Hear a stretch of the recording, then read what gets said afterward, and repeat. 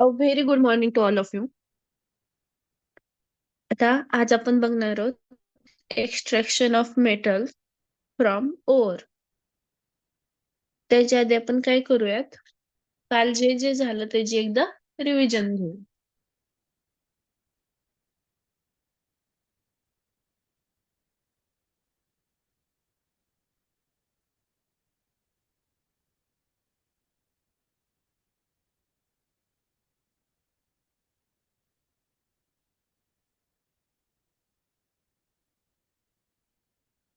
तर आपण काय बघितलं? मेटल बघितला. मेटल काय आहे?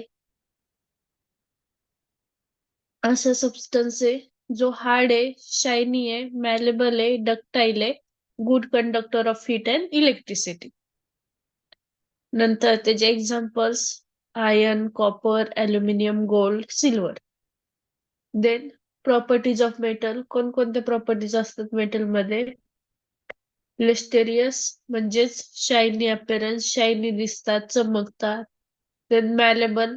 मॅलेबल म्हणजे can be beaten into a sheet. छोटा तुकडा मोठ्या शीट मध्ये कन्वर्ट होऊ शकतो. त्याच्यानंतर डक्टाईल. डक्टाईल म्हणजे छोटा तुकडा एका मोठ्या वायर मध्ये स्ट्रेच होऊ शकतो, कन्वर्ट होऊ शकतो. Then good conductor of heat and electricity. Heat and electricity pass करतात ते. तर हार्ड आणि स्ट्रॉंग असतात, पण सोडियम आणि पोटॅशियम एक्सेप्ट आहे त्याच्यापासून, ते हार्ड आणि स्ट्रॉंग नाहीयेत.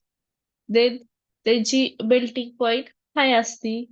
ते आपण यूज बघितले होते मेटल्सचे, कशामध्ये मेटल्स यूज करतात, टूल्स मध्ये, मशीन्स मध्ये, ते इलेक्ट्रिक वायर मध्ये. आपल्या घरातले जे सगळे वायर आहेत त्याच्यामध्ये काय असतं? कॉपर असतं, अल्युमिनियम असतं. ते कॉपर आणि अल्युमिनियम काय? मेटल आहे. ते कन्स्ट्रक्शन साईट मध्ये आयर्न, स्टील, लोखंडाचे गज वगैरे असतात, परत खिळे असतात. ते पण काय? मेटल आहे. ज्वेलरी, गोल्ड, सिल्वर, मेटल आहे. नंतर युटेन्सिल्स अँड कॉइन्स म्हणजेच आपल्या घरातल्या ज्या वस्तू आहेत, चमचा, परत तवा, पातेलं वगैरे, ते कशापासून बनलेलं? स्टील. स्टील काय? मेटल आहे. कॉइन मेटल आहे. नंतर ऑकरन्स ऑफ मेटल्स. मेटल्स हे दोन स्टेटमध्ये फॉर्म असतात, एक फ्री स्टेट आणि एक कंबाईन स्टेट. फ्री स्टेट म्हणजे ते मेटल नॅचरल प्युअर फॉर्म मध्ये आपल्याला भेटतात, फाउंड होतात.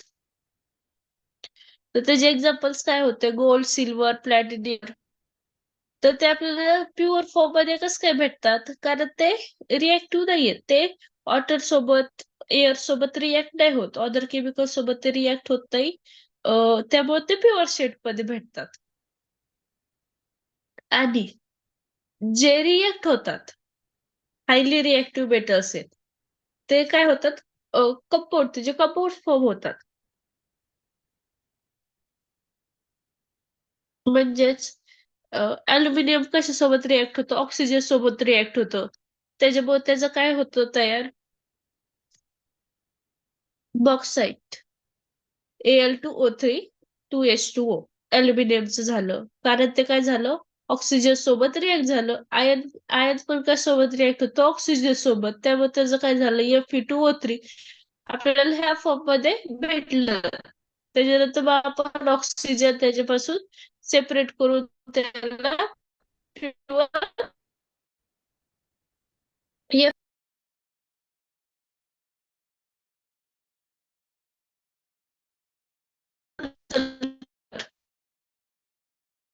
इथं पण लीड. लीड कशासोबत रिएक्ट होतोय? सल्फर सोबत. झिंक कशासोबत रिएक्ट होते? सल्फर सोबत.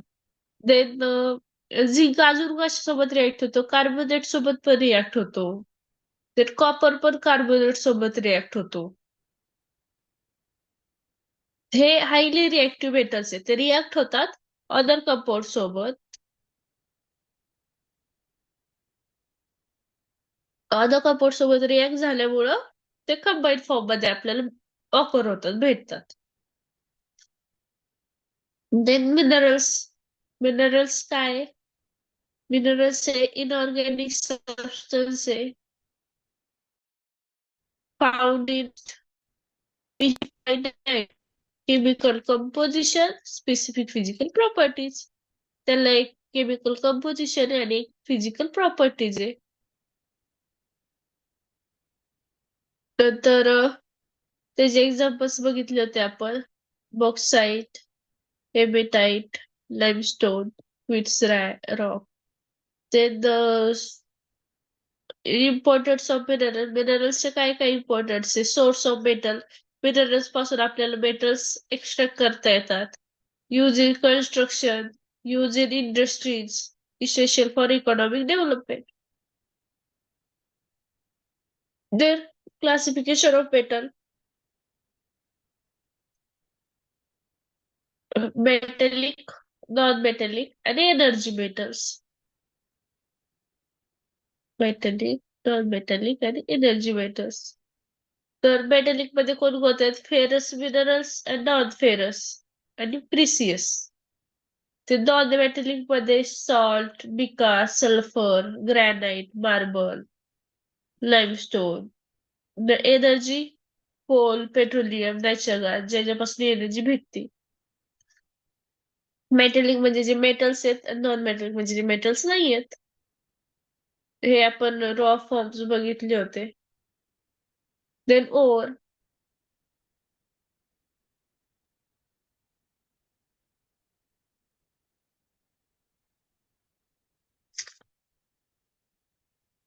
ओर काय? An ore is a natural occurring mineral. हे काय? Natural occurring mineral. ओर पण काय आहे? मिनर आहे. मिनर मिनरल आहे. From which metal can be extracted. त्याच्यापासून काय होतं? मेटल आपल्याला एक्स्ट्रॅक्ट करता येतं. इकॉनॉमिकली आणि conveniently by suitable metallurgical processes. Ore काय? नॅचरल ऑकरिंग मिनरल आहे. मिनरल ओर म्हणजे पण एक मिनरल्स आहे ज्याच्यापासून आपल्याला मेटल एक्स्ट्रॅक्ट करता येईल इकॉनॉमिकली आणि suitable metallurgical process. All ores are minerals, but all minerals are not ores. Why all minerals are not ores? Some minerals contain very small amount of metal. Extraction may be costly and difficult. So minerals are not called ores. And ores, all ores called minerals because uh, ज्याच्यामध्ये जास्त metals आहेत त्याच्यापासून आपण काय करतो? Metal extra करतो. ज्या minerals मध्ये त्या मिनरल्सला काय म्हणतात? ओर्स म्हणतात. सगळ्या मिनरल्स मध्ये जास्त मेटल काय? म्हणजे स्टील पण काय? अल्युमिनियम आहे. ऑक्साईड मध्ये अल्युमिनियम आहे. पण क्ले मध्ये अल्युमिनियम किती आहे? स्मॉल अमाऊंट मध्ये. त्यामुळे ते काय ओर नाहीये. बॉक्साईड मध्ये अल्युमिनियम आहे त्याच्या अमाऊंट मध्ये. त्यामुळे ते काय ओर आहे. आणि हे दोन्ही काय? क्ले आणि बॉक्साईड हे काय? मिनरल्स आहेत.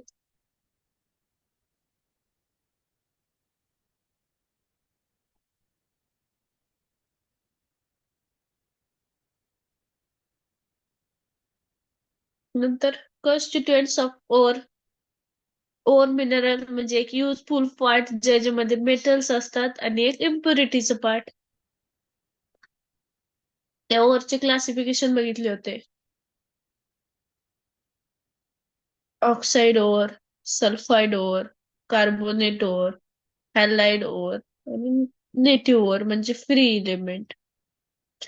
ऑक्साइड म्हणजे ऑक्सिजन, सल्फाइड म्हणजे सल्फर, कार्बोनेट म्हणजे कार्बोनेट म्हणजे carbonate metal plus carbonate, halide म्हणजे हॅलोजन्स, नेटिव्ह म्हणजे फ्री एलिमेंट आपले फ्री स्टेट मधले जे गोल्ड वगैरे, gold silver. Then extraction process.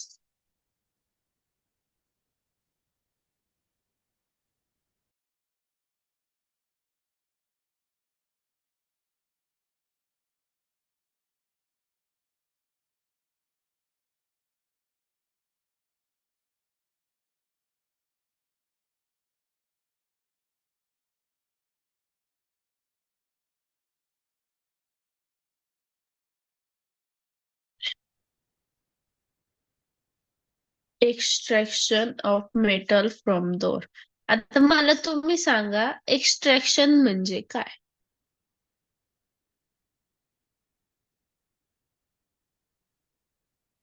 Extraction process करायची म्हणजे एक्स्ट्रॅक्शन करायचं मेटलचं ओर पासून म्हणजे नेमकं काय करायचं?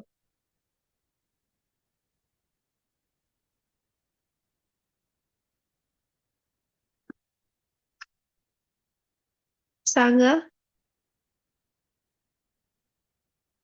तेजस्विनी, प्रणाली, सॉरी प्रांजली, गणेश, सांगा तुम्ही. एक्स्ट्रॅक्शन म्हणजे काय? सिम्पली सांगा, एक्स्ट्रॅक्शन म्हणजे काय?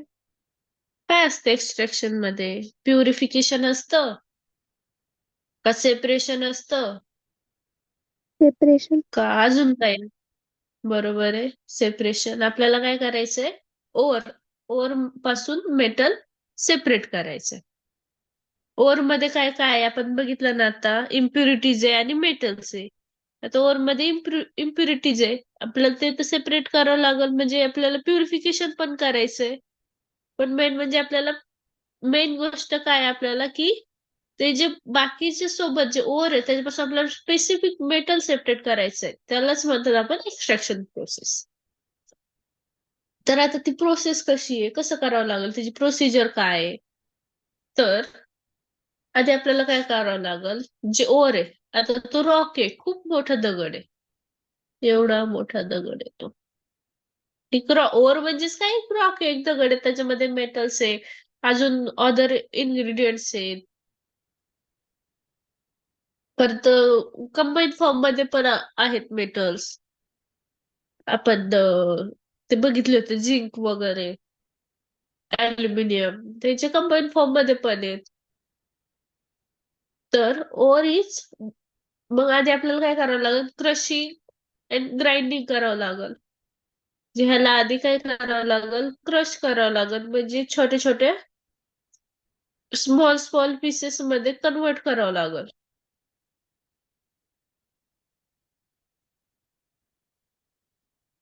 ही झाली कोणती प्रोसेस? क्रशिंग.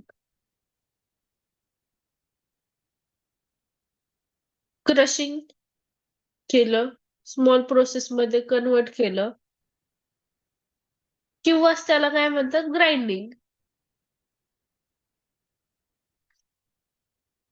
एक लार्ज मधून स्मॉल मध्ये कन्वर्ट केलं. एक मोठा दगड आहे, तर मोठ्या दगड मधून आपल्याला काय रिमूव्ह करायला किती हार्ड होईल, कारण त्याच्या आतमध्ये पण, आता हा पूर्ण, आता तुम्ही दगडच समजा एखादा पूर्ण दगड आहे, आणि तुम्हाला काय माहिती त्याच्या की आउटर लेअर मध्येच म्हणजे कसं तुम्ही करणार ना? त्यासाठी आपल्याला काय करावं लागणार, आधी त्याला small small small small pieces मध्ये आधी कन्वर्ट करून घ्यावं लागेल.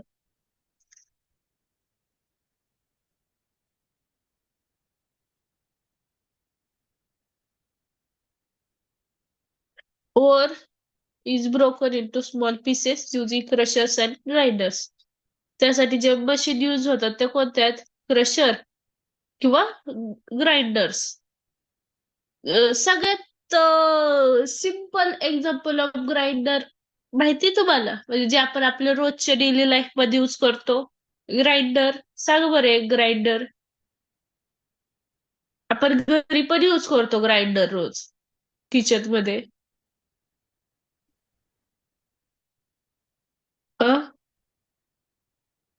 ग्राइंडर कशाला म्हणतो आपण?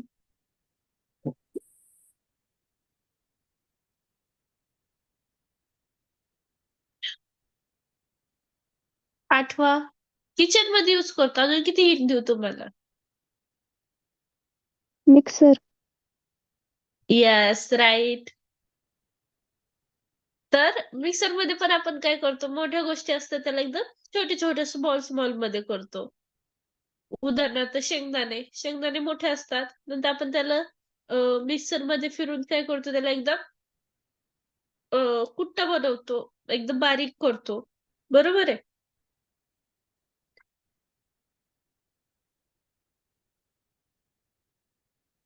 एकदम त्याचा भुगा बनवतो. तर तेच, पण हे आपण मेटल काय आपण दगड घरी करू शकत नाही. त्याला हे एवढं छोट्या ग्राइंडर मध्ये ते होणार आहे का? नाही. जर आपल्या घरच्या ग्राइंडर मध्ये मिक्सर मध्ये करायला गेलं तर काय होणार आहे? मिक्सरच खराब होऊन जाईल. ते सगळे पाते तुटून जातील. तर तिथं वेगवेगळे मोठे-मोठे मशीन्स असतात इंडस्ट्रीमध्ये. क्रशरच्या, ग्राइंडरच्या. त्याच्यामध्ये ते काय करतात? आपलं मटेरियल टाकतात आणि ते स्मॉल पीसेस मध्ये कन्व्हर्ट होतात. नंतरचा पॉइंट आहे कॉन्सन्ट्रेशन ऑफ ओअर.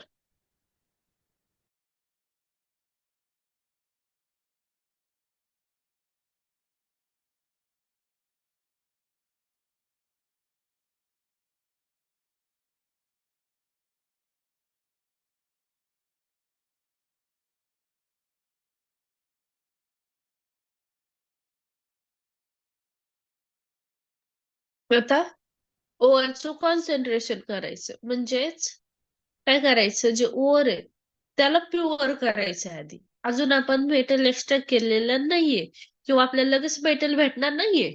आधी काय करावं लागेल? जे ओव्हर आहे म्हणजे जे मिनरल आहे त्याच्यामध्ये नॉर्मली काय असणार आहे? सँड असणार आहे, क्ले असणार आहे, रॉक असणार आहे. म्हणजे आपली माती असणार आहे, अजून दगड असणार आहेत. Rock, sand.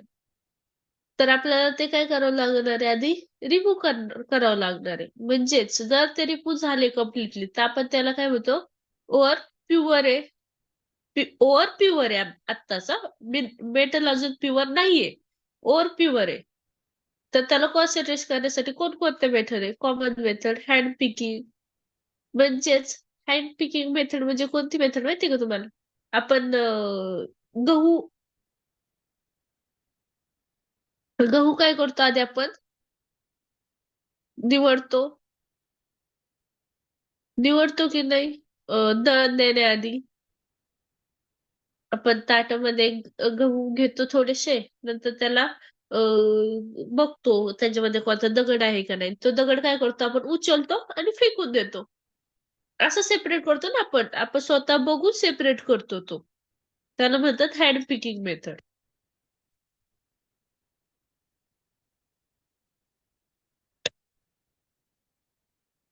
ते आपण स्वतःच्या हाताने त्याला सेपरेट करतो. सँडला, क्लेला, रॉकला. देन दुसरी मेथड काय आहे? Gravity separation method. तर ग्रॅव्हिटी सेपरेशन मेथड कशी आहे?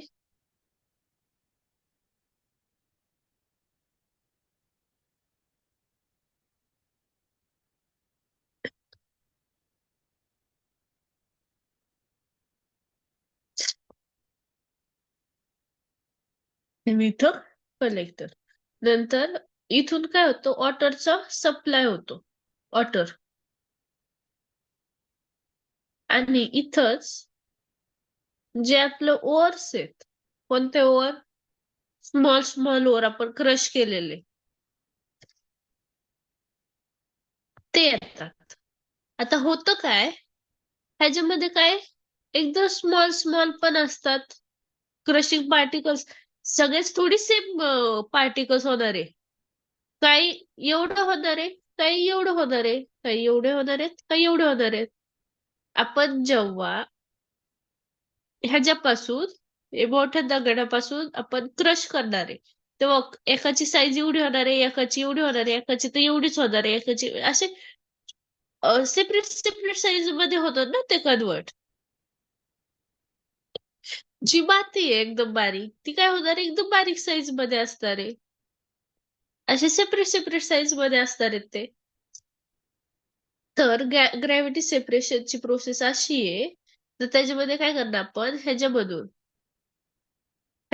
काय करणार? हे हॉपर असतं. ह्याच्यामधून आपण ओव्हर टाकणार. टाकल्यानंतर काय होणार? इथून वॉटर सप्लाय होणार. नंतर जे हेवी मटेरियल्स आहे, हेवी ओव्हर्स आहेत, ते खाली सेटल डाऊन होणार. आणि जे स्मॉल स्मॉल आहेत ते पाण्यासोबत पुढं पुढं पुढं पुढं जाणार.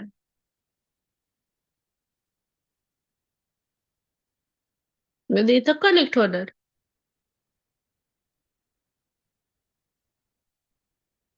अशी ही ग्रॅव्हिटी सेपरेशन मेथड. म्हणजे काय होणार इथं, इन्क्लाइन असणार हे, ही घसरगुंडी सारखं असणार आहे. त्याच्यामध्ये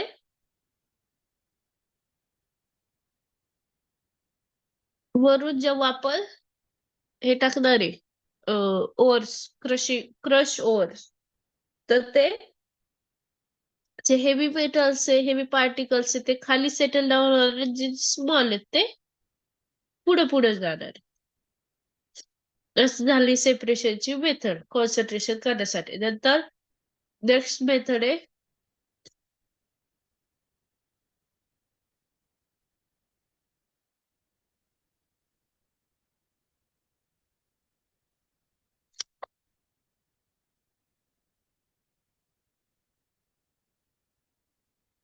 रोट रोटेशन. ह्याच्यामध्ये काय आहे, ही कशासाठी यूज करण्यात जाते, सल्फर ओर साठी. ह्याच्यामध्ये ना इथे एक ब्लेड असतो आणि ह्याला रोटेट करतात ते गोल गोल. आपलं रवी, आपल्या घरातली रवी असते बघा, आपण लोणी बनवताना हे करतो, चहा बनवताना, लोणी बनवताना काय करतो आपण, फिरवतो गोल गोल गोल गोल. तशीच इथं काय होती, हाय स्पीड मध्ये फिरतं. नंतर जो लोणी वरचं बाहेर येतं आणि आपण ते काढून घेतो. तशीच प्रोसेस आहे ही. सिम्पली दह्यापासून आपण घी, तूप बनवताना जी प्रोसेस वापरतो, लोणी बनवताना, ताक बनवताना जी प्रोसेस वापरतो तीच आहे. माहिती आहे तुम्हाला ती प्रोसेस? तर काय करतो, एका पातेल्यामध्ये काय घेतो, दही घेतो. हे दही आहे. त्याच्यामध्ये आपण काय करतो, रवी टाकतो. रवी माहितीये, असं गोल गोल गोल फिरतो ते. आपण त्याला असं वरून फिरवतो गोल गोल. असं फिरवतो त्याला. ते नंतर त्याच्यावर काय होतं मग, लोणी लोणी लोणी जमा होतं नंतर एक थोड्या वेळानंतर. आणि खाली पातळ ताक राहतं. आपण काय करतो, ते वरचं लोणी सेपरेट काढून घेतो आणि खालचं ताक सेपरेट काढून घेतो. तर ही कोणती प्रोसेस आहे, फोर्थ फ्लोटेशन. अशीच प्रोसेस आहे ती, कशासारखी, आपल्या लोणी सारखी. Then magnetic separation. Magnetic separation म्हणजेच काय, मोठं चेंबर असेल, त्याच्यामध्ये आपले ओअर्स असतील, तर वरून एक मोठं मॅग्नेट लावणार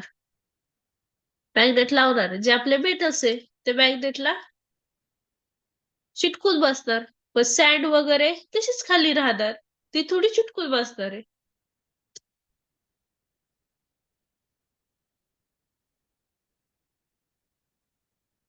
नंतर रोस्टिंग और कॅल्सिनेशन.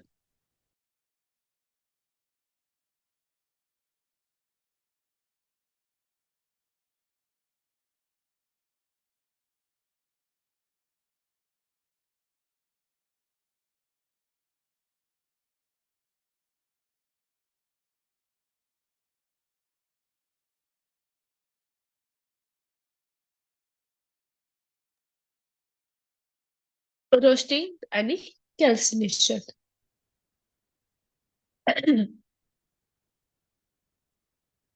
रोस्टिंग म्हणजेच काय, भाजणे.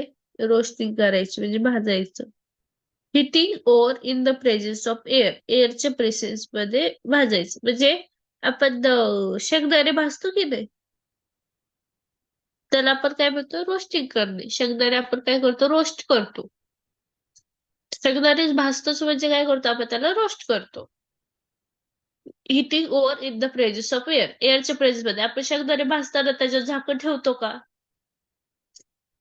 नाही. तर आपल्याला ते रोस्ट करायचे, ते भाजायचे. झाकण ठेवलं काय होईल, ते शिजतील. म्हणजे शिजणार नाही, पण ते पाणीच सुटेल, त्याला मॉइश्चर होईल. तेव्हा आपण काय करतो, ते उघड्यावरच असं भाजतो, म्हणजे ते एअर सप्लाय होऊन देतो त्याला. तर heating over in the presence of air. Use for, हे कशासाठी यूज होतात रोस्टिंग मेथड, सल्फाइड ओर साठी. आणि जी कॅल्सिनेशन मेथड आहे ती कशासाठी? कार्बोनेट ओर साठी.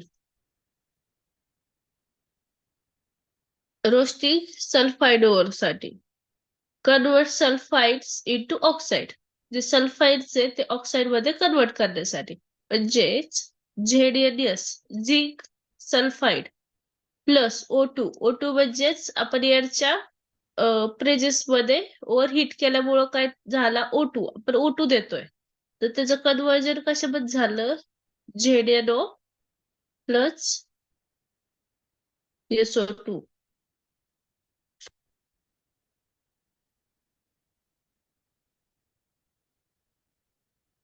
हे त्याचं आहे एक्झाम्पल.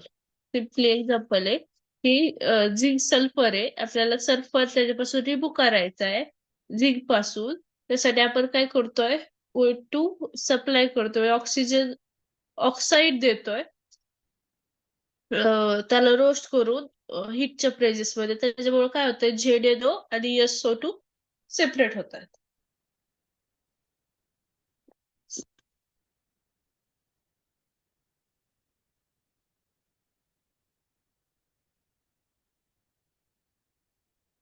देन नेक्स्ट मेथड आहे कॅल्सिनेशन.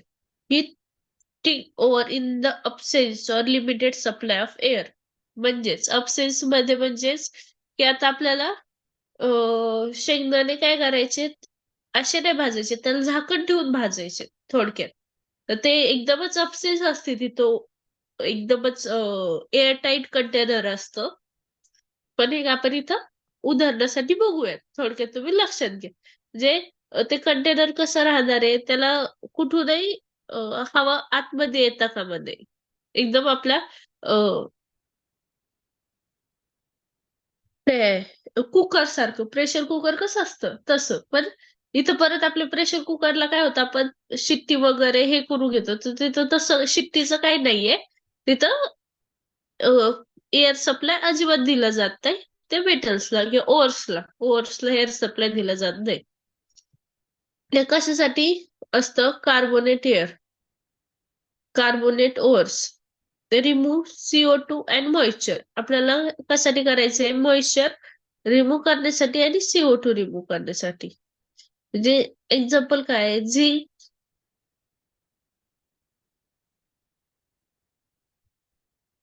आपल्याला काय करायचंय? इथून झिंक रिमूव्ह करायचंय. इथे 3 झिंक रिमूव्ह करायचंय. त्यासाठी आपण काय करणार आहे? ZnCO3 घेणार.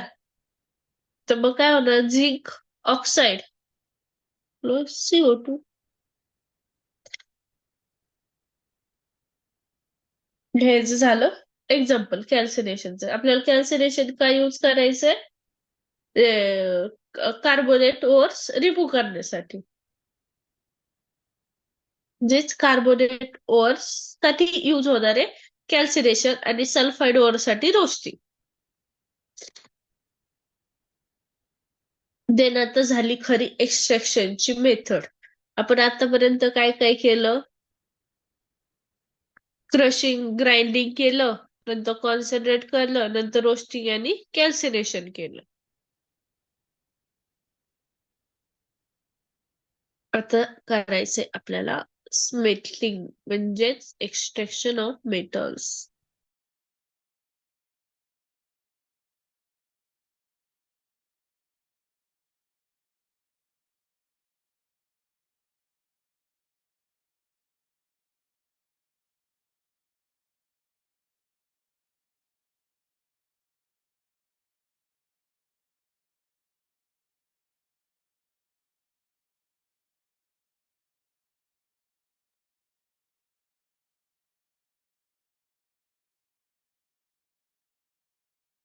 Extraction of metal.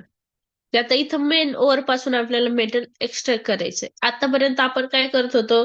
Impurity remove करत होतो, नंतर त्याला रोस्ट केलं, कॅल्सिनेट केलं.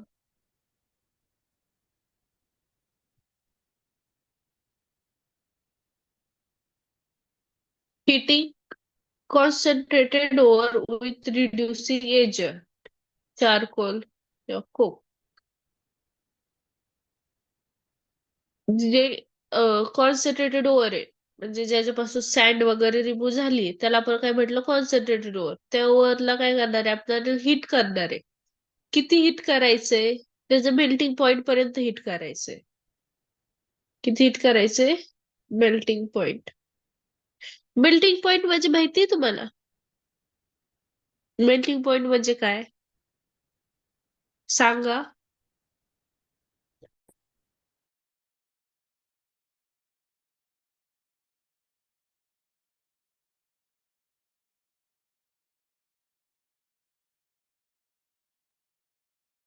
Melting point.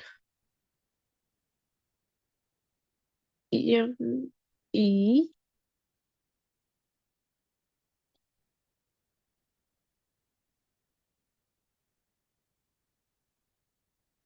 मेल्टिंग पॉइंट म्हणजे असे पॉइंट, ज्या पॉइंट नंतर, ज्या डिग्री सेल्सिअस नंतर तो जो सबस्टन्स आहे, सबस्टन्स कोणताही पकड, ते काय होणार आहे, मेल्ट होणार आहे. मेल्ट होणार आहे म्हणजे सॉलिड पासून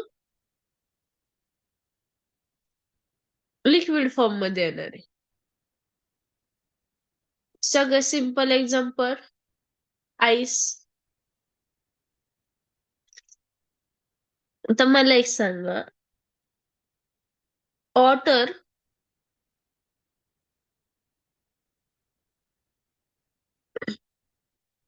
पासून आईस किती डिग्री सेल्सिअसला बनते? वॉटर पासून आईस 0 डिग्री सेल्सिअसला.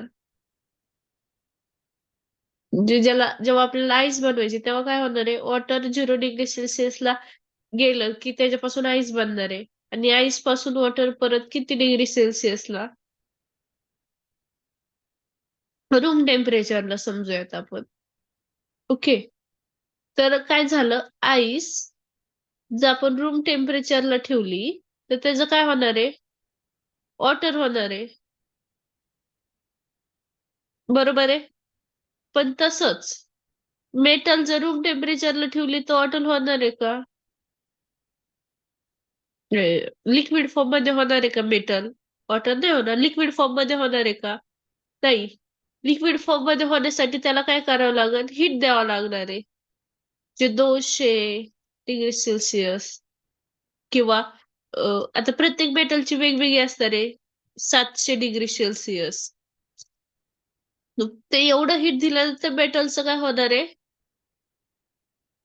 लिक्विड फॉर्म मध्ये होणार आहे, लिक्विड मेटल होणार आहे. आलंय लक्षात की मेल्टिंग पॉइंट म्हणजे असं की ज्या स्टेटला तो जो सबस्टन्स आहे तो सॉलिड मधून लिक्विड स्टेट मध्ये होणार आहे.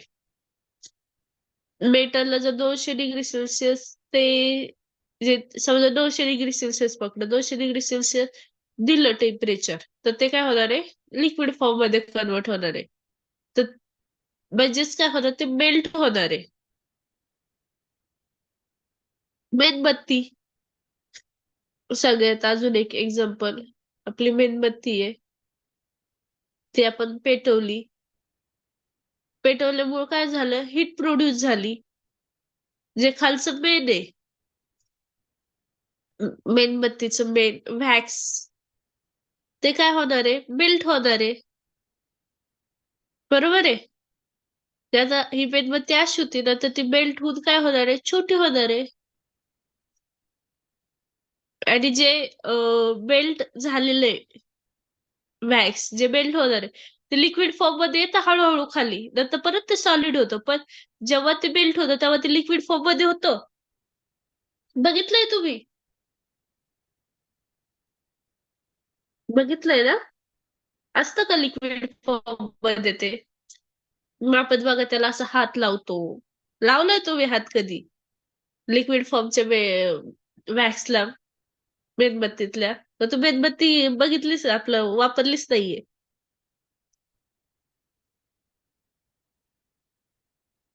बोला काहीतरी. ऐकताय ना का झोपले? झोपले नाही ना सकाळ सकाळी? अरे काहीतरी बोला. जागेत ना तुम्ही?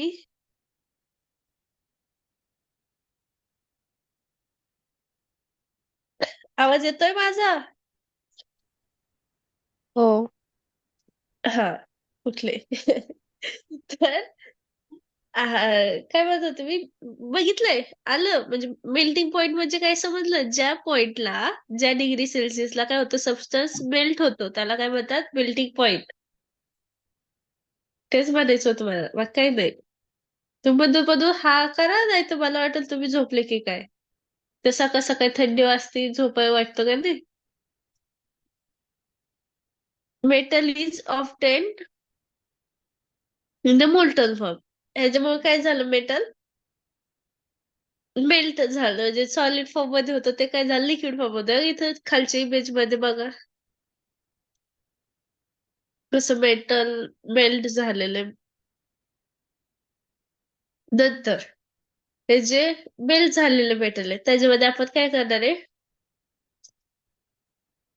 फ्लक्स ऍड करणार आहे.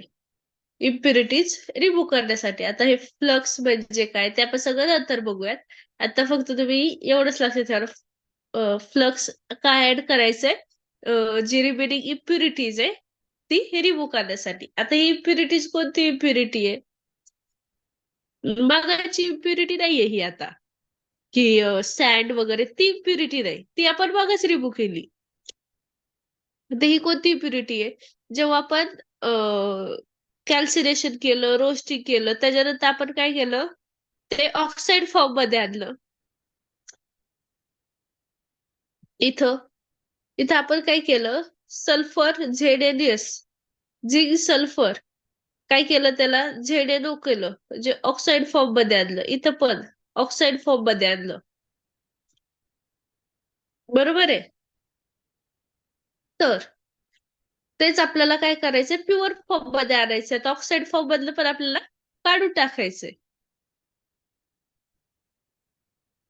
तर त्यासाठी त्यांनी काय केलं, Fe2O3 आपला हा फॉर्म होता आधी, त्याच्यामध्ये 3 मॉलिक्युल्स ऑफ कार्बनचे ऍड केले.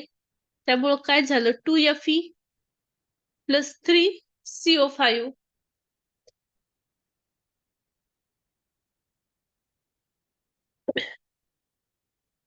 त्याच्यामुळे आपल्याला काय भेटलं, प्युअर आयर्न भेटला. तर ही एक प्रोसेस आहे स्मेल्टिंगची. ह्याच्यामध्ये इकडं बघा, हे दुसरे सेकंड इमेज मध्ये ह्याच्यामध्ये काय केलं त्यांनी, आयर्न ओर, कोक आणि लाईम ह्याचं जे मिक्सचर आहे ते काय केलं, या मधल्या कंटेनर मध्ये टाकलं. ह्या कंटेनरला पूर्ण हीट दिली, खूप हीट दिली. जे हीट दिल्यानंतर जे अं, जी हॉट गॅस आहे ती इथून बाहेर आली.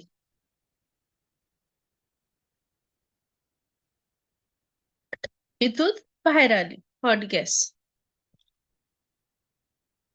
हे हॉपर आहे. हॉपर आहे म्हणजे इथून आपण आपले जे मेटल्स वगैरे आतमध्ये टाकले, ह्याला पूर्ण हीट असते.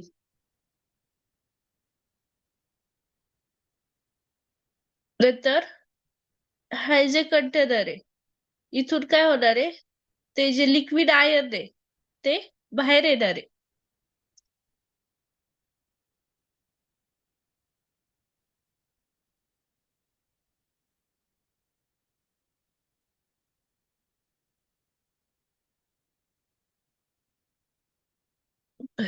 आले लक्षात कशी प्रोसेस आहे? इथून आपण काय केलं, मेटल टाकलं. इथं काय असणार आहे, हीट असणार आहे. इथं ते मेटल काय जाणार, लिक्विड फॉर्म मध्ये होणार. अ, त्यासोबत जे ही हवा आहे, गरम हवा जास्त, ती इथून बाहेर येणार. नंतर ते जे लिक्विड लिक्विड फॉर्म मध्ये ते इथून आउटलेटनी बाहेर येणार, आयन आउटलेटनी.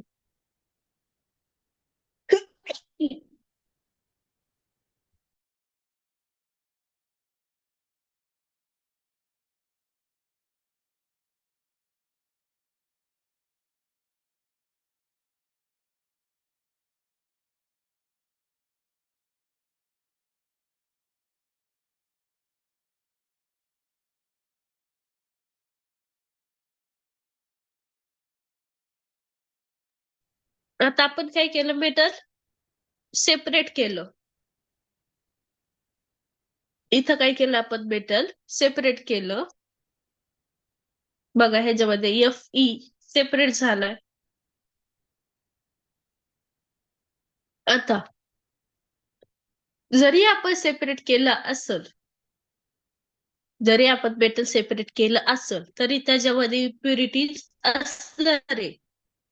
तर एकदम ट्रेस अमाऊंट मध्ये इम्प्युरिटीज असणार आहे, पण इम्प्युरिटीज राहणार आहे. तर आपल्याला त्या मेटलला, आता आपल्याला काय करायचं, मेटलला प्युरिफाय करायचे, प्युरिफिकेशनची प्रोसेस करायची, रिफायनिंग म्हणतात त्याला, रिफायनिंग प्युरिफिकेशन. तर त्याच्यामध्ये आपण काय करणार, प्युरिफिकेशन करणार आहे, म्हणजेच काय करणार आहे, जी इम्प्युरिटीज आहे ती रिमूव्ह करणार आहे, रिमेनिंग इम्प्युरिटीज रिमूव्ह करणार आहे, आणि एक प्युअर मेटल फॉर्म करणार आहे. एकदम प्युअर मेटल काय करणार आहे आपण, फॉर्म करणार आहे. तर त्याच्याच मेथड्स कोणकोणत्या आहेत, electrolytic refining, distillation, zone refining आणि लिक्विफिकेशन. आता इथं जी इमेज आहे ती कोणती इमेज आहे, लिक्वेशन, लिक्विफिकेशन, लिक्वेशन.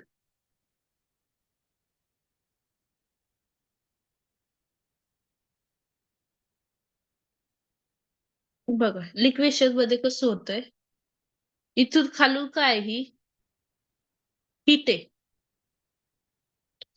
हीट दिलेली आहे इथून.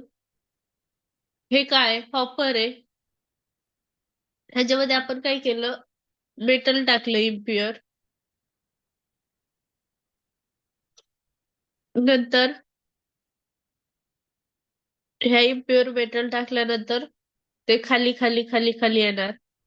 आता आपण इथून हीट दिल्यामुळं काय होणार आहे, ती जी इम्प्युरिटी आहे तिथं स्टक होतीये, इम्प्युरिटी इथंच राहिली, आणि जे प्युअर मेटल आहे, एकदम प्युअरिफाय मेटल आहे, ते इथं कलेक्ट झालं. आपल्याला काय भेटलं आता, फायनली आपल्याला काय भेटलं, प्युअर मेटल भेटलं. काय भेटलं आपल्याला फायनली, प्युअर मेटल. ही झाली कोणती प्रोसेस, लिक्विएशनची प्रोसेस. तर डिस्टिलेशनची प्रोसेस पण सांगते मी. नंतर झोन रिफायनिंगची तशीच, इलेक्ट्रोलायटिक हे अलग अलग मेथड आहे, म्हणजे different different method for different different metals, वेगवेगळ्या मेथड्स वेगवेगळ्या मेटलसाठी.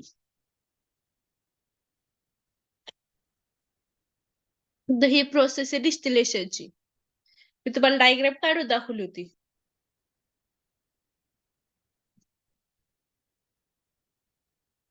म्हणजे ह्या मेथड्स तुम्हाला फक्त एक्झाम मध्ये आले तरी काही डायग्राम वगैरे येणार नाही, किंवा एकदम डिटेल मध्ये येणारच नाहीये. पण तुमचं एक लक्ष ठेवा, नेमकं असतं कसं, त्याच्यासाठी मी तुम्हाला हे मेथड दाखवते. तर डिस्टिलेशनची कशी आहे ही मेथड, ही तुमच्या लॅब मध्ये पण प्रॅक्टिकली पॉसिबल आहे.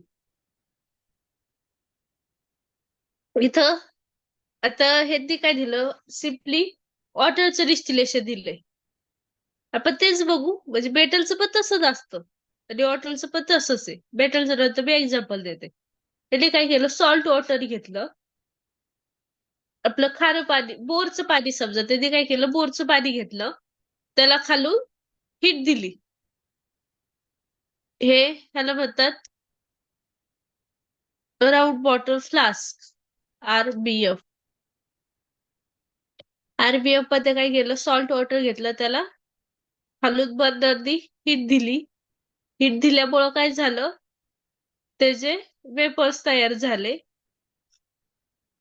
वॉटरचे, आणि जे सॉल्ट आहे ते कसं राहिलं, इथं खालीच राहणार आहे. इथं टेम्परेचर पण कॅल्क्युलेट करतात, किती टेम्परेचर झालं, कारण वॉटरला गॅसियस स्टेट मध्ये येण्यासाठी किती डिग्री टेम्परेचर लागतं, आपण त्याला बॉइलिंग पॉइंट म्हणतो, 100 डिग्री सेल्सिअस. बॉइलिंग पॉइंट वॉटरचं, बॉइलिंग पॉइंट किती आहे, 100 डिग्री सेल्सिअस. त्या बॉइलिंग पॉइंट मध्ये काय होतं, वॉटर हे कम्प्लिटली गॅसियस फॉर्म मध्ये होतं. नंतर गॅसेस फॉर्म मध्ये आला, मग इथून ते काय होणार आहे, इथं पास ऑफ होणार आहे ह्या चेंबर मध्ये. त्याला काय म्हणतात, कंडेन्सर. काय म्हणतात त्याला, कंडेन्सर. ह्या कंडेन्सर मध्ये कसं असतं, दोन आउटलेट असतात. एक मध्ये काय होणार आहे, आपण इथून कोल्ड वॉटर आतमध्ये टाकणार आहे आणि इथून तेच वॉटर रिमूव्ह होणार आहे. हे वॉटर काय करणार आहे, असं पास होणार आहे आणि इथून रिमूव्ह होणार आहे. तर त्या वॉटरचं यूज काय आहे, जे हे वेपर्स आहे, जे गॅसियस फॉर्म मधलं वॉटर आहे, जे प्युरिफाय वॉटर, जे मधून चाललंय गॅसियस फॉर्म मध्ये, त्याला ते काय करणार आहे, लिक्विड फॉर्म मध्ये कन्वर्ट करणार आहे. म्हणजे जे त्याचं टेम्परेचर इन्क्रीज झालेलं आहे, ते काय करणार, ते डिक्रीज करणार आहे टेम्परेचर इथं, कंडेन्सर. आणि नंतर जे वॉटर आलंय, तर जे वेपर मधून आपण परत वॉटर बनवलंय, तो वॉटर आलंय, ते झालं प्युरिफाय वॉटर. हे झालं रिसिव्हिंग फास्ट, त्याला आपण म्हणतो डिस्टिल वॉटर. ते झालं वॉटर बद्दल.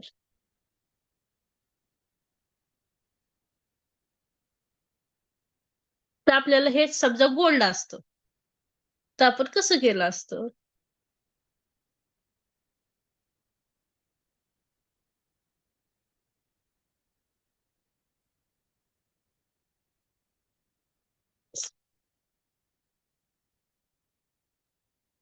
गोल्ड आहे ना, तर गोल्ड मध्ये काय असतं माहिती का, गोल्ड प्लस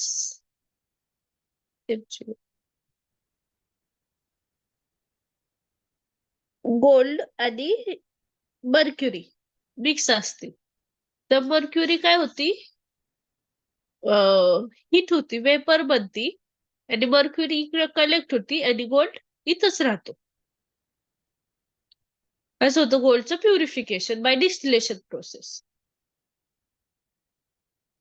ओके, आपण डिस्टिलेशन म्हणजे काय बघितलं, झोन रिफायनिंग काय बघितलं, इलेक्ट्रोलाइट रिफायनिंग पण अशीच प्रोसेस आहे. आणि सॉरी, आपण लिक्विएशन बघितली, डिस्टिलेशन बघितली, झोन रिफायनिंग पण अशीच आहे, आणि इलेक्ट्रोलाइट रिफायनिंग पण अशीच मेथड आहे. हे फक्त तुम्हाला ह्यांची नावं लक्षात ठेवायची, त्याच्या प्रोसेस तुम्हाला काही विचारणार नाहीये तेवढे डिटेलमध्ये. फक्त नाव लक्षात ठेवा, कोणकोणत्या मेथड्स आहेत प्युरिफिकेशनच्या किंवा रिफायनिंगच्या: electrolytic refining, distillation, zone refining आणि लिक्विएशन. कोणकोणत्या मेथड आहेत प्युरिफिकेशनच्या, परत एकदा: electrolytic refining, distillation, zone refining आणि लिक्विएशन. देन लास्ट, आपल्याला आता एकदम प्युअर मेटल भेटला, आपण प्युरिफाय एकदम आपल्याला प्युअर फॉर्म मध्ये मेटल भेटला, तर आपल्याला काय करायचंय, कास्टिंग आणि शेपिंग. कास्टिंग आणि शेपिंग म्हणजेच आपल्याला आता त्याला एक शेप द्यायचा आहे. तर समजा गोल्ड आहे, गोल्डला आता आपल्याला गोल्ड भेटला प्युअर फॉर्म मध्ये, आता आपल्याला त्याला काय करावं लागणार आहे, शेप द्यावा लागणार आहे. शेप द्यावा लागणार आहे, त्यासाठी आपल्याला काय, molten metal is poured into molds and shape into required form. आता गोल्ड आहे, गोल्डचं आपण कसं करणार,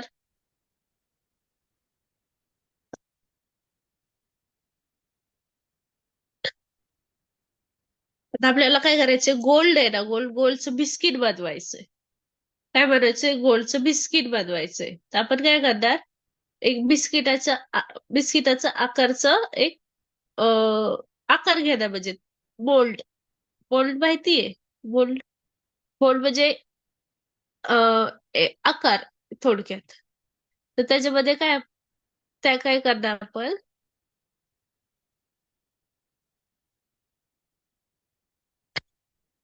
त्याच्यामध्ये काय करणार, गोल्ड पुअर करणार, लिक्विड फॉर्म मधलं गोल्ड, मोल्टन मेटल. ते पुअर केलं नंतर त्याला कूल होऊन देणार, कूल करणार. तर कूल झाल्यानंतर ते रिमूव्ह करणार आणि आपल्याला भेटणार आहे गोल्डचं बिस्किट. नंतर मग आपण ह्याला काय करणार, ह्याला हॅमरिंग करणार, नंतर ह्याला स्मॉल कट करणार, ह्याला अलग अलग डिझाईन मध्ये कन्वर्ट करणार आणि एक मस्त चेन फॉर्म करणार, एक नेकलेस फॉर्म करणार, अंगठी फॉर्म करणार, रिंग. ओके. तर ही झाली आपली कशाची प्रोसेस? एक्सट्रॅक्शनची प्रोसेस पूर्ण. रॉ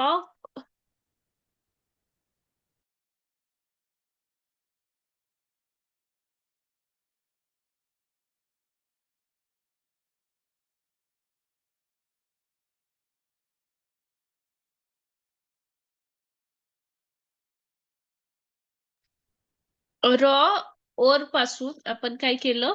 एक ऑर्नामेंट बनवलं किंवा एक मटेरियल बनवलं जे आपल्याला यूज होईल. त्याच्यामध्ये आपण काय काय केलं? क्रशिंग केली, ग्राइंडिंग केली आधी ओरची, नंतर आपण एक क्लीन करून घेऊया. तुम्हाला नोट करायचं फ्लो चार्ट मध्ये नोट करा, मी सांगते तसं. ओके. ठीक. एक मिनिट पूर्णच कट करून देते.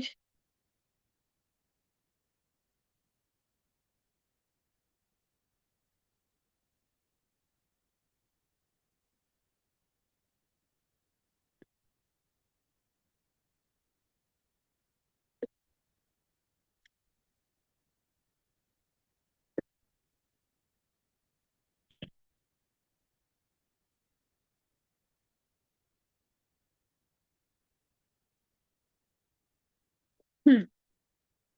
आता आधी आपल्याला एक्सट्रॅक्शन मध्ये आधी काय करणार आहे आपण? क्रशिंग और ग्राइंडिंग फक्त लिहायचं आधी. Or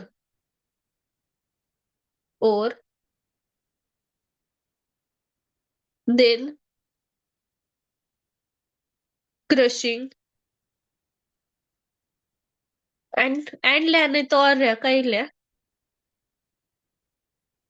grinding. Then next concentration.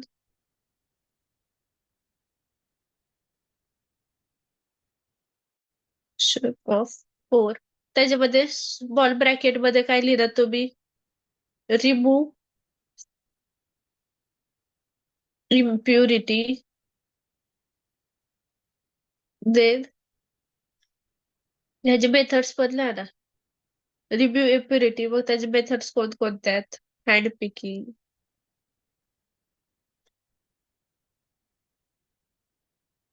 Then gravity separation,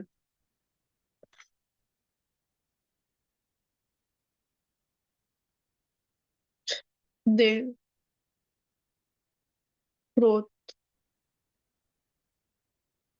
floating, then magnetic separation. Separation. Okay. एवढं ते कॉन्सन्ट्रेशन ऑफ ओर मध्ये. नंतर त्याच्यानंतरचा पॉइंट आहे, आपण वर येऊया. त्यानंतर काय केलं? रोस्टिंग. रोस्टिंग कशासाठी आहे? सल्फाइड. सल्फाइड साठी आहे रोस्टिंग. ते in the presence of area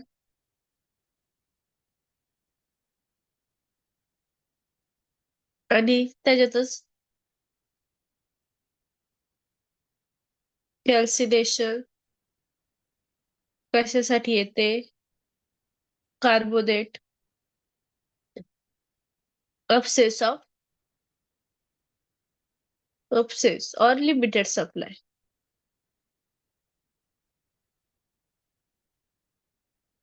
of air. त्याच्यानंतर एवढं झालं. त्याच्यानंतर काय केलं?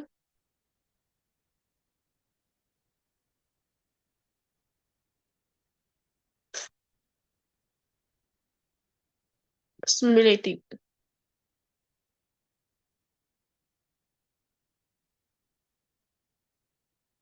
मेल्टिंग. म्हणजेच इथं आपण काय करणार आहे? हिटिंग, हिट देणार आहे. हिटिंग त्याच्यामध्ये. ते नंतर प्युरिफिकेशन, त्याच्यामध्ये रिमूव्ह इम्प्युरिटीज, नंतर त्याच्या मेथड्स लिहायच्या, आणि नंतर कास्टिंग आणि शेपिंग.